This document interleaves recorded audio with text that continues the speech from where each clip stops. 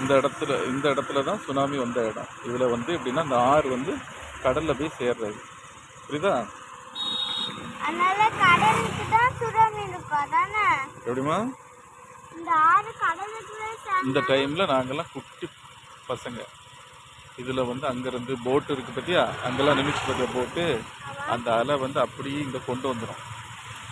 கொண்டு வந்து இப்போ அலை உள்ளே இழுக்குது பார்த்தியா, அதேமாதிரி அவ்வளோ ஹைட்டாக வான அளவு ஹைட்டாக வந்து கீழே விழுந்து அப்படியே உள்ளே இழுக்கும்.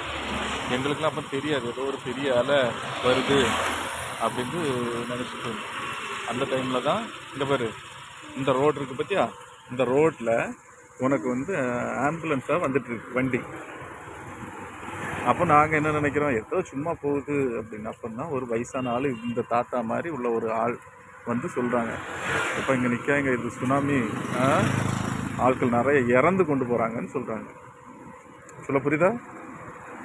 ஆள் இறந்து உள்ள வண்டி போகுதுப்பா, நீங்கள் கிளம்புங்க அப்படின்னு. அது பிறகு தான் எங்களுக்கு நாங்கள் வந்து கிளம்புறோம் காலையில். இப்போ ஒன்றும் இல்லை, இப்போ நார்மல் ஆகிட்டுமா, ஒன்றும் இல்லை. சரியா?